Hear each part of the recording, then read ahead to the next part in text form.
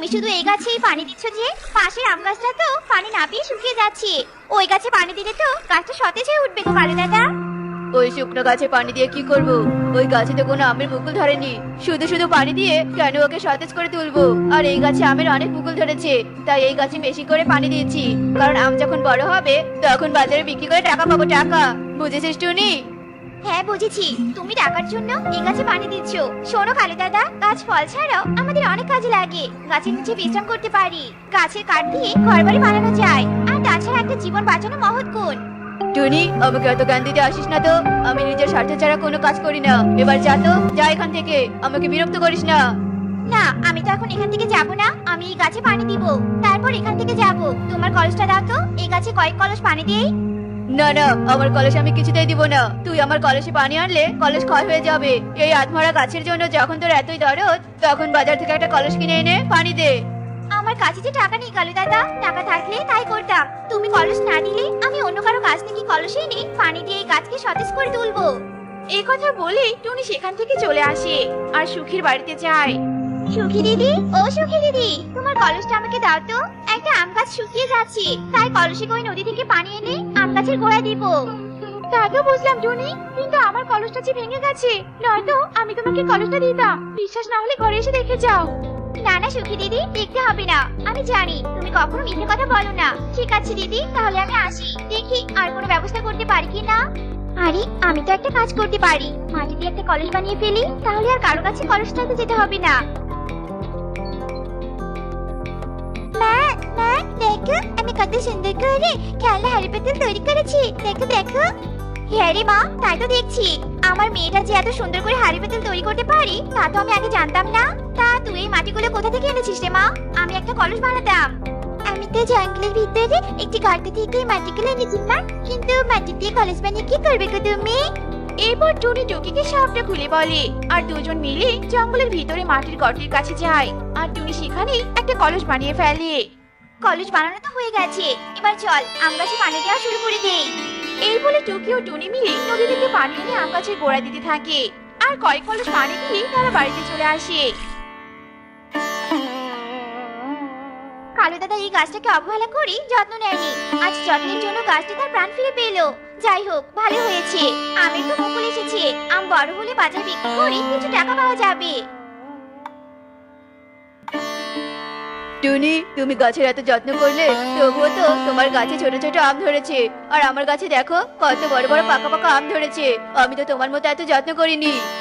যেমন আম ধরেছে এতে আমি খুশি, কারণ এই গাছটা তো মরে যেতেই ধরেছিল। আমি যত্ন নিয়ে তার জীবন বাঁচিয়েছি, আর কিছু আমও দিয়েছি।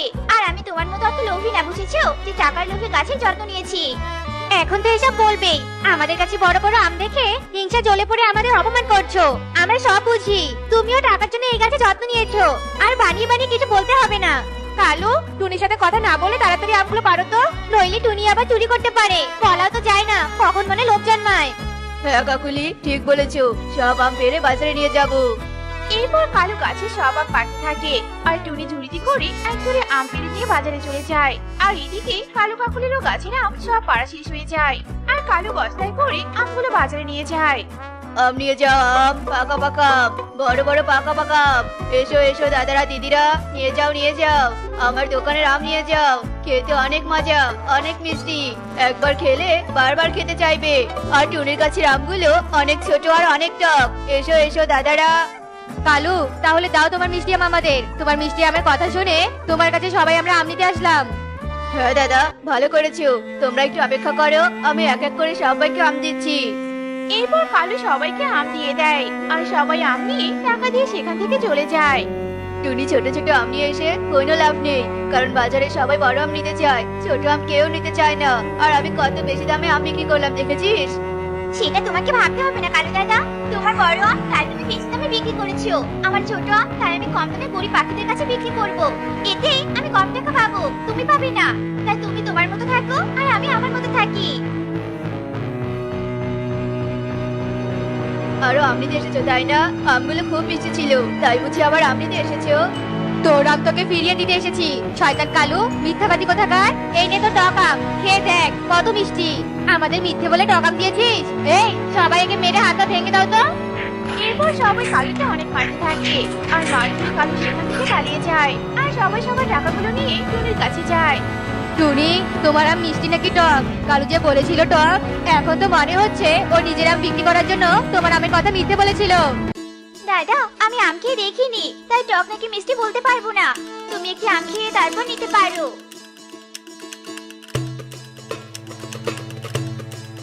বাহ, এত মিষ্টি তোমার আমগুলো! আগে জানলে তোমার আম নিয়ে যেতাম, কিন্তু তুমি এত কম আম এনেছো কেন? দাদা, আমি আজ প্রথম আম বিক্রি করতে এসেছি, তাই কম করে এনেছি। ভেবেছি যদি কেউ আমার আম নিতে চায় তাহলে পরের দিন বেশি করে নিয়ে আসবো। তোমাকে কষ্ট করে বাজারে নিয়ে আসতে হবে না। আজ যা এনেছো তাই আমাদের দিয়ে দাও, আর কাল আমরা তোমার আম গাছ থেকে আম কিনে নিয়ে আসবো। এত মিষ্টি আম কি ছেড়ে দেওয়া যায়? এরপর টুনির কাছে সবাই আম নিয়ে সেখান থেকে চলে যায় আর কালু লুকিয়ে এসব দেখে আগে বাড়িতে চলে যায়। আরে কালু, এমন রেগে আছো কেন? কি হয়েছে বলো তো আমাকে। এরপর কালু কাকুলিকে সব কথা খুলে বলে।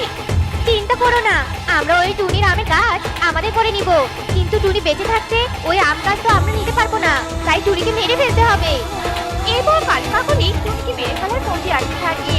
অন্যদিকে টুনি, মা টুকি, আমাদের ওই আম গাছের আম খুব মিষ্টি, তাই বাজার থেকে আসার সময় তোর জন্য কয়েকটা আম পেড়ে নিয়ে এসেছি, খেয়ে দেখ তো রে মা।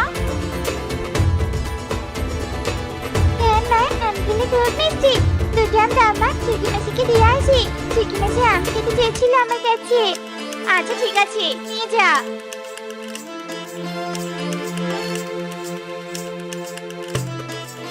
কাকুলি, ওই তো টুনি আসছে। তুমি বিষ মাখানো খিচুড়িগুলো টুকিকে দিয়ে দাও, মামিয়ে খেয়ে মারা যাক। হ্যাঁ, ঠিক বলেছো। টুকি, এই যে টুকি, এদিকে একটু শোনো তো মা। কি হয়েছে কাকুলি মাসি? আমি কিভাবে ডাকছো কেন? আজ বাড়িতে খিচুড়ি বানিয়েছিলাম, পাশের বাড়ি সব পাখিদের দিয়েছি, শুধু তোমরা বাকি আছো।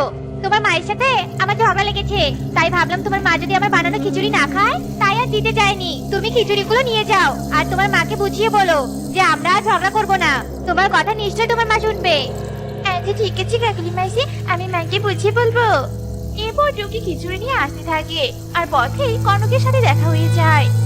আরে বা, টুকি দেখছি খিচুড়ি নিয়ে যাচ্ছে। টুকি খিচুড়িগুলো কেড়ে নিতে হবে। কতদিন থেকে খিচুড়ি খাই না, আজ চোখের সামনে খিচুড়ি দেখে কি আর ছেড়ে দেওয়া যায়? আরে চিকি, তুই কোথায় গিয়েছিলি? ওদিকে তোর মা তো জ্ঞান হারিয়ে বাড়ির উঠোনে পড়ে আছে, তাই আমি তোকেই খুঁজছিলাম। কি বলছিস সব তুই? আমি আসছি। হ্যাঁ, আমি আসছি।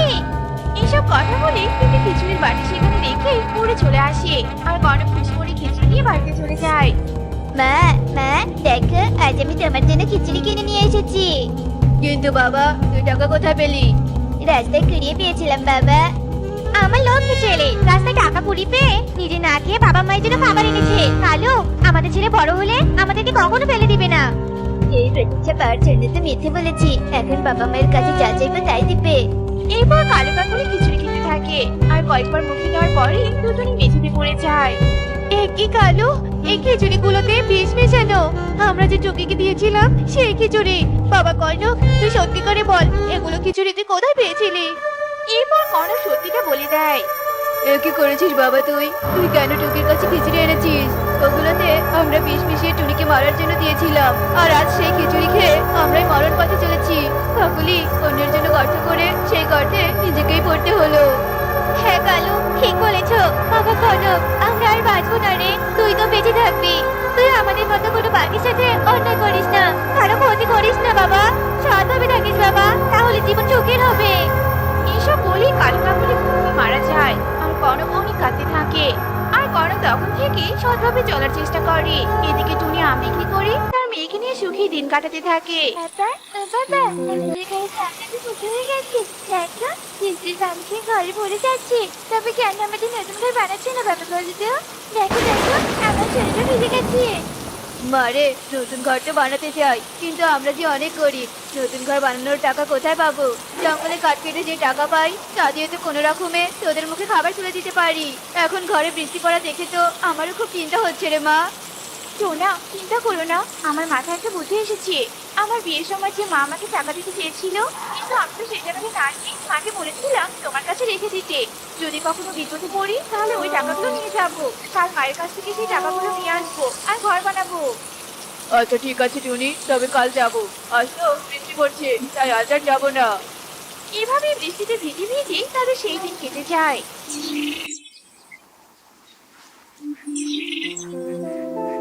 পরের দিন টুনি, টোনা ও টুকি মিলে টুনির মায়ের বাড়িতে চলে যায়। আর টুনির মা টুনিদের দেখে অনেক খুশি হয়ে যায়। কি রে মা, এতদিন পর মাকে মনে পড়লো বুঝি?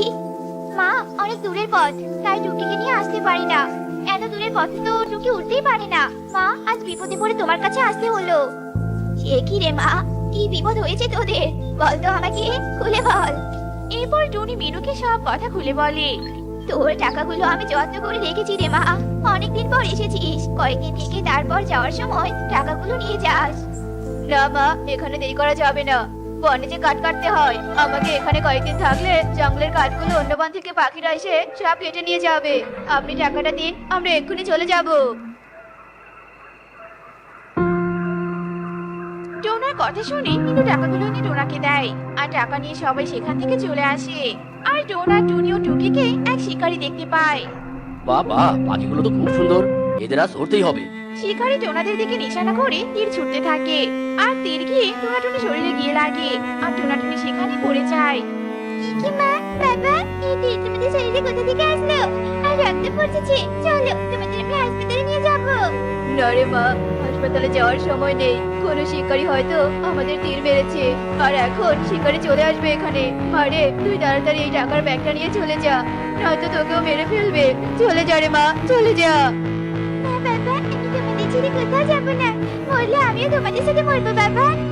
মারি, পাগলামি করিস না। আমাদের শিকারি ধরে নিয়ে যাবে। আমরা শিকারির কাছ থেকে পালিয়ে আবার তোর কাছে যাবো। তুই এই টাকাগুলো নিয়ে সুবিধাদের কাছে যাবি আর বলবি মা বলেছে একটা ঘর বানিয়ে দিতে, আর বাকি টাকা দিয়ে কোনো কাজের ব্যবস্থা করে দিতে।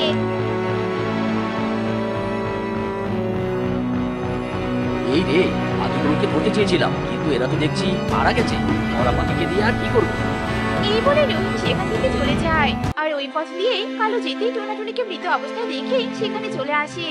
কি, টোনাটুনি তো দেখছি মারা গেছে। টুকিকে তো একথা বলতে হবে। টুকি জানেই না ওর বাবা মা মারা গেছে। টুকি, টুকি, দাঁড়াও, তোমার সাথে জরুরি কথা আছে। কি কথা আঙ্কেল, বলো। তুমি তো আজ থেকে ইতিম হয়ে গেলে। আমি আসার সময় রাস্তায় দেখলাম তোমার বাবা মা মৃত অবস্থায় পড়ে আছে। কি বলছো এসব? আমার মা বাবা মারা গেছে। এখন আমি কাকে মা বলে ডাকবো আর কাকে বাবা বলে ডাকবো? মা বাবা, তোমরা আমাকে ছেড়ে কোথায় চলে গেলে? কেঁদো না টুকি, কেঁদো না। কাঁদলে তো আর তোমার বাবা মা ফিরে আসবে না। আর ব্যাগ হাতে, তুমি ব্যাগ হাতে নিয়ে কোথায় যাচ্ছ? এরপর টুকি সব কথা কালুকে খুলে বলে। আর সবটা শুনে কালুর মনে লোভ হতে শুরু করে। আরে, তুমি ওই সুকিকে টাকাগুলো দিতে যাচ্ছ? সুকি তো একটা চোর, ও বনের পাখিদের বাড়িতে চুরি করে বেড়ায়। আর তুমি যদি এই টাকাগুলো ওকে দাও, তাহলে ও তোমাকে টাকা দিবে না, সব টাকা আত্মসাৎ করে নেবে। তার চেয়ে বরং তুমি আমার সাথে আবার বাড়িতে চলো, আমি তোমাকে বাড়ি বানিয়ে দিব আর কাজের ব্যবস্থাও করে দিব। কালুর এমন কথা শুনে টুকি রাজি হয়ে যায়। আর কালুর সাথে কালুর বাড়িতে চলে যায়। আরে কালু, তুমি আবার আমাদের বাড়িতে টুনির মেয়েকে নিয়ে আসলে কেন? তোমাকে সবটা পরে বলবো, আগে টুকিকে কিছু খেতে দাও তো। টুকির হয়তো অনেক ক্ষুধা পেয়েছে। টুকি, ব্যাগটা টেবিলে রেখে খেয়ে নাও। আচ্ছা ঠিক আছে কালু আঙ্কেল। এরপর কাকুলি টুকিকে খাবার খেতে দেয়। আর টুকি খাবার খেতে থাকে। এভাবে দিন পেরিয়ে রাত হয়ে যায়। আর রাত হতেই কালু কাকুলিকে সবটা খুলে বলে। আরে কালু, তোমার মাথায় তো দেখছি অনেক বুদ্ধি। তুমি টুকিকে বাড়িতে এনে ভালো করেছো। চলো, এবার আমরা আমাদের কাজটা সেরে নেই, নয়তো টুকি আবার জেগে উঠবে।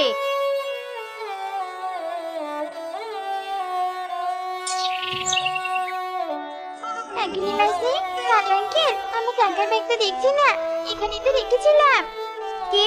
তুমি টেবিলের উপর থেকে ব্যাগটা সরিয়ে রাখোনি? কি সর্বনাশ করেছো! আমাদের বনে কিছু চোর পাখি আছে, তারা হয়তো তোমার ব্যাগটা চুরি করে নিয়ে গেছে। এই জানালা দিয়ে এসেছিল। হায় কালু, মেয়েটার কি হবে? কোথায় থাকবে মেয়েটা? টুকি, আমরা তো অনেক গরিব, আমরা তোমাকে খাওয়াতে পারবো না। তাই তুমি বনে ধনী পাখিদের বাড়িতে যাও আর ভিক্ষা করে নিয়ে এসে আমাদের বাড়িতে থেকো, কেমন? তুমি বলবে আমি ইতিম জানা, তাহলে তোমাকে সবাই ভিক্ষা দিবে। তারপর টুকি ভিক্ষা করতে বেরিয়ে পড়ে। আর পেঁচার বাড়িতে চলে যায়। বাড়িতে কেউ আছে? আমাকে কিছু টাকা দিন। আমি যে এতিম জানা, আমার মা বাবা কেউ নেই। এই নাও জানো কিছু টাকা, যাও খাবার কিনে খেও। টুকি এভাবে ভিক্ষা করতে করতে সুখীর বাড়িতে চলে যায়। আর ভিক্ষা চাইতে থাকে। তখন সুখী বাইরে চলে আসে। আরে টুকি মাঝি, তুমি এভাবে ভিক্ষা করছো কেন? মিথ্যাই তো করছি, চুরি তো আর করছি না। কালু আঙ্কেল বলেছে তুমি একটা চোর, আর আমার মনে হয় কালু আঙ্কেলের বাড়িতে থেকে আমার টাকার ব্যাগটা তুমি চুরি করেছো। যদি চুরি করে থাকো তাহলে আমার টাকাগুলো আমাকে দিয়ে দাও। আমার মা বাবা মারা গেছে, মা বাবা ওই টাকাগুলো দিয়ে আমাকে বাড়ি বানাতে বলেছে আর কোনো কাজের ব্যবস্থা করে দিতে বলেছে। কি বলছো এসব টুকি? আমি তোমার কোনো কথাই বুঝতে পারছি না। তোমার টাকার ব্যাগ আমি কেন চুরি করব? আর তোমার মা বাবা কিভাবে কোন দিন মারা গেল আমি তো কিছুই জানি না। আর তুমি কালুর বাড়িতেই বা কেন টাকার ব্যাগ নিয়ে গিয়েছো? এরপর টুকি সুখীকে সব কথা খুলে বলে। ও এই ব্যাপার তাহলে। তুমি তো চোরের বাড়িতে গিয়ে চোরকে টাকা দিয়েছো। তুমি তো ছোট, তাই তুমি জানো না কালু আর কাকুলি এই বনের পাখিদের বাড়ি থেকে টাকা চুরি করে আর তোমার টাকাগুলো চুরি করে রেখে দিয়েছে আর আমার নামে মিথ্যে অপবাদ দিয়েছে। কালু কাকুলি চুরি করে বনের পাখিদের কাছে অনেক মার খেয়েছে, তাই এখন এমন ভাবে চুরি করে যে কেউ আর বুঝতেই পারে না, ধরতেও পারে না। তাই নাকি? আর শয়তানটা আমাকে কত মিথ্যে কথা বলে ভিক্ষা করতে বাঁচিয়েছে। তোমাকে ভিক্ষা করতে হবে না, আমি তোমার টাকা এনে দেওয়ার ব্যবস্থা করছি। তুমি আমার বাড়িতে থাকো।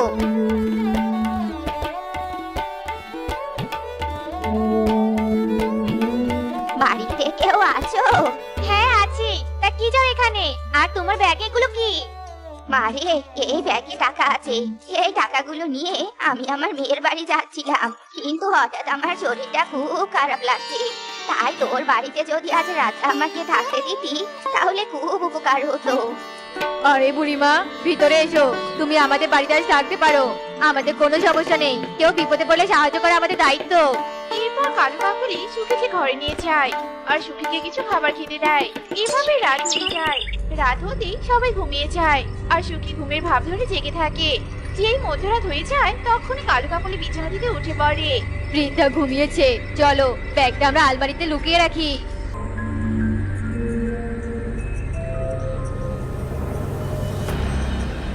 তোদের চালাকির মজা দেখাচ্ছি, দাঁড়া। এই বলে সুখী টুকি টাকার ব্যাগটি আলমারি থেকে নিয়ে বাড়িতে চলে আসে আর সকাল হতেই সুখী টুকিকে তার ব্যাগটি বুঝিয়ে দেয়। তোমার আর কোনো চিন্তা নেই, তুমি টাকার ব্যাগ পেয়ে গেছো। এই টাকাগুলো দিয়ে আমি তোমার বাড়ি আর কাজের ব্যবস্থা করে দিব, কিন্তু তার আগে ওই কালু কাকুলিকে চুরি করে শিক্ষা দিয়ে ছাড়বো। চলো আমরা থানায় যাই আর পুলিশকে ওদের নামে সবটা খুলে বলি আর ওদের পুলিশে ধরিয়ে দেই। হ্যাঁ সুখী মাসি, চলো তাহলে। এ কি, এই বৃদ্ধা রাতে চলে গেছে? ভালোই হয়েছে কালু, বৃদ্ধা থাকলে বলতো টাকার ব্যাগটা কি হলো। কত কান্নাকাটি না করতো, ঝামেলা মুক্ত হয়েছি। চলো তো দেখি ব্যাগে কত টাকা আছে। কাকুলি, এ কি সর্বনাশ হলো আমাদের। টাকার ব্যাগটা তো নেই, আর এই ব্যাগে তো শুধু গাছের পাতা দিয়ে ভরা। শয়তান বুড়ি আমাদের চুরি করা টাকাগুলো নিয়ে পালিয়েছে। বুড়ি ঠিক কাজ করেছে, তোরা অন্যকে ঠকিয়ে যাবি আর নিজেরা দিতে যাবি। এবার বুঝেছিস অন্যের টাকা চুরি করলে তার কেমন লাগে? অন্যকে ঠকালে নিজেকেও ঠকতে হয়। এ কি সুখী তুমি? আর পুলিশকে কেন এনেছো? এরপর সুখী তার বৃদ্ধার সাথে সব কথা কালুদের খুলে বলে। স্যার স্যার, আমাদের ভুল হয়ে গেছে, আমাদের এবারের মতো ক্ষমা করে দিন। আমরা আর কখনো চুরি করব না। তোদের মতো খারাপ বড় চোর পাখিকে ক্ষমা করে দিব? তোরা একটা এতিম মেয়ের টাকা চুরি করেছিস, তাহলে তোরা কত বড় চোর নিজেরাই বুঝে নেই। কেউ বিপদে পড়লে তার পাশে থেকে সাহায্য করা উচিত, তার পাশে থেকে তাকে বিপদে ফেলা উচিত নয়। আর তোরা তাই করেছিস। চল এবার জেলে চল, জেলের ভাত খেলে তোদের চরম শিক্ষা হয়ে যাবে। এরপর পুলিশ কালু কাকুলিকে ধরে থানায় নিয়ে যায় আর সুখী টুকি টাকা দিয়ে টুকিকে একটা বাড়ি বানিয়ে দেয় এবং বাকি টাকা দিয়ে একটা ফুলের দোকান দিয়ে দেয়। আর টুকি ফুল বিক্রি করে সুখে দিন কাটাতে থাকে। ছোট্ট মেয়ে টুকি গাছ লাগাতে ভীষণ পছন্দ করে, তাই সে বিভিন্ন প্রকার ফল ফুল আর সবজির গাছ লাগাতো।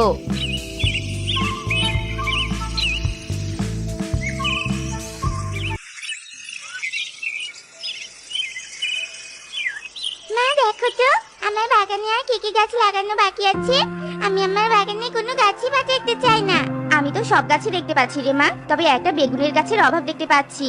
তার মানে আমার এখানে একটা বেগুনের গাছ নেই? আমি আজকে একটা বেগুনের গাছ এনে লাগাবো, কিন্তু কোথায় পাবো মা বলো তো? তুই বরং তোর ঠাম্মির কাছে যা, তোর ঠাম্মি পারবে তোকে একটা ভালো জাতের বেগুনের চারা দিতে। তুমি ঠিকই বলেছো মা, আমি এক্ষুনি যাচ্ছি। টুকি মায়ের কথা শুনে দৌড়ে তার ঠাম্মির কাছে যায়।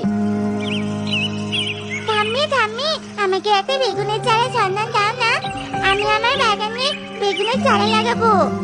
আয় আমার পাশে এসে একটু বস তো। তুই তো বেগুনের চারা লাগাতে চাইছিস, তবে শোন, বেগুনের চারা নিয়ে তোকে একটা গল্প শোনাই। তুমি আমাকে গল্প শোনাবে? আমার তো গল্প খুবই ভালো লাগে। তাহলে শোন, অনেক বছর আগের কথা, রূপপুর জঙ্গলে রাজা ঈগল তার পুরো পরিবার নিয়ে প্রাসাদে বসবাস করত। রাজার ফুটফুটে সুন্দর একটা মেয়ে ছিল। সেই মেয়েটা তোর মতো গাছ লাগাতে খুবই ভালোবাসতো। এরপর একদিন রাজকুমারী তার বাবাকে বলে, বাবা বাবা, আমি কি একটা বাগান করে দাও না? আর সেই বাগানে সব ধরনের গাছ লাগিয়ে দাও না বাবা। তখন আমি সারাদিন এই বাগানেই বসে থেকে খেলা করব, কোথাও যাব না। আমার রাজকুমারী যখন আমার কাছে আবদার করেছে, তখন কি আর আমি তার আবদার পূরণ না করে থাকতে পারি সোনা? হ্যাঁ প্রহরী, এক্ষুনি রাজকুমারীর পছন্দের বাগান করে দাও। প্রহরী রাজার কথা মতো রাজকুমারীর জন্য সুন্দর একটা বাগানের ব্যবস্থা করে দেয়, আর তাতে একটা বিলেতি বেগুনের গাছও লাগিয়ে দেয়। আমার বাবা অনেক ভালো, আমার জন্য কত সুন্দর বাগান করে দিয়েছে। সুন্দরী রাজকুমারী, অনেকদিন পর তোমার সাথে দেখা হলো, আর দেখা হয়ে অনেক ভালোই লাগছে। আসলে আমি অনেকদিন থেকে কোনো বাগানে যাই না, তাই আর কি তোমাদের কারোর সাথে দেখা হয় না। শোনো, এখন আমি ভোজন করতে যাব, পরে এসে তোমার সাথে গল্প করব, কেমন? ঠিক আছে রাজকুমারী। রাজকুমারী খাবার গ্রহণের জন্য প্রাসাদে চলে যায়। এদিকে বেগুন গাছটি প্রজাপতিকে বলে, এই প্রজাপতি, তুমি রাজকুমারীকে সুন্দর কেন বললে? হ্যাঁ, তুমি কি জানো আমি রাজকুমারী থেকে কত সুন্দর? আমার কাছে কত বেগুনি রঙের ফুল ধরে আছে। তুমি তো দেখছি ভারী অহংকারী গাছ। যে মালিক তোমার তার বাগানে জায়গা দিয়েছে, তুমি তার সাথে নিজে তুলনা করছো? মূর্খ গাছ কোথাকার। তোর তো দেখছি সাহস কম নয়, আমাকে মূর্খ বলিস? দেখ এবার তোকে আমি কেমন ঘিরে খাই।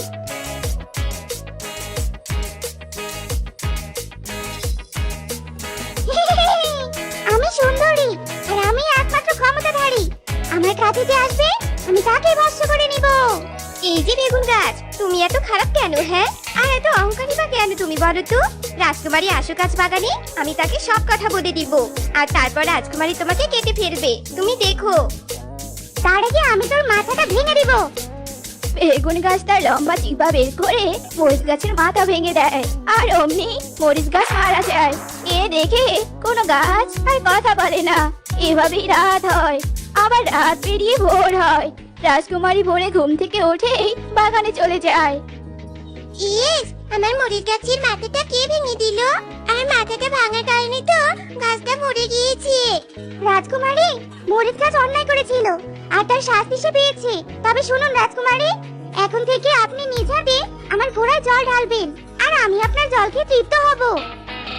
আমি তো এমনিতেই তোমাদের জল দিব, কিন্তু তোমার কথাগুলো এমন অহংকারী অহংকারী লাগছে কেন বলো তো? রাজকন্যা, আমি তো তেমন কিছু বলিনি। আসলে আমি আপনার থেকে অনেক বেশি সুন্দরী, তো তাই জল দিলে আমি আরো বেশি সুন্দরী হব, তাই আর কি। রাজকুমারী, রাজকুমারী, তাড়াতাড়ি এদিকে আসুন, আমি অনেক দূর থেকে আপনার সন্ধানে এসেছি। আমার সাথে এমন কি জরুরি দরকার তোমার বানর মামা? বানর রাজকুমারীকে নিয়ে প্রাসাদের ভিতরে যায়। রাজকুমারী, আপনার বাগানের যে বেগুন গাছ আছে, সে একটা অহংকারী রাক্ষসী বেগুন গাছ। ওর লম্বা জিহ্বা দিয়ে সবকিছুকে ধ্বংস করে দিবে। এমনকি আপনি ওর কথায় অবাধ্য হলে আপনাকে ওর জিহ্বা দিয়ে গিলে ফেলবে। এইসব তুমি কি বলছো বানর মামা? তাহলে ওই অহংকারী রাক্ষসী বেগুন গাছের থেকে রক্ষা পাওয়ার উপায় কি বলো তো? ওর লম্বা জিহ্বা কেটে দিতে হবে, তবে সেটা কোনো সহজ কাজ নয়। এমন সময় রাজাও সেখানে চলে আসে। এ তুমি আমাকে কি শোনালে বানর? ওকে তো এক্ষুনি তাহলে মারতে হচ্ছে। হ্যাঁ রাজামশাই, শুনুন, আমি ওই গাছকে তাগিয়ে দিব, আর তখনই সে তার জিহ্বা বের করবে, আর আপনাদের দুজনকে সে জিহ্বা কেটে দিতে হবে। তাহলে চলো বানর, আর দেরি নয়। এরপর রাজা, রাজকন্যা আর বানর মিলে অহংকারী রাক্ষসী মরিচের কাছে যায়। এই বেগুন গাছ, এই, তুই কি জানিস তোর থেকে আমি বেশি শক্তিশালী? এটা কখনোই হতে পারে না। তাহলে একবার পাঙ্গা নিয়েই দেখা যাক। গাছ কোনো কথা না বলে তার লম্বা জিহ্বা বের করে বানরকে খেতে যায়, আর তখনই রাজা তার তলোয়ার দিয়ে জিহ্বাটা কেটে দেয়, আর অমনি বেগুন গাছে আগুন লেগে যায়। এ তো ভয়ানক গল্প শোনালে ঠাম্মি, এমন গল্প শুনে তো আমার খুব ভয় করছে। ভয় পাস না, শুধু গাছ লাগানোর আগে সাবধান থাকিস। যা, আমার ঘরের সামনে একটা বেগুন গাছ আছে, সেটা নিয়ে তুই তোর বাগানে লাগিয়ে দে। টুকি কোনো কথা না বলে দৌড়ে তার মায়ের কাছে চলে যায়। ভিডিওটি ভালো লাগলে অবশ্যই চ্যানেলটি সাবস্ক্রাইব, ভিডিওটি লাইক এবং কমেন্ট বক্সে অবশ্যই কমেন্ট করে দেবেন। আর সমস্ত ভিডিওটি দেখার জন্য আপনাকে অনেক ধন্যবাদ।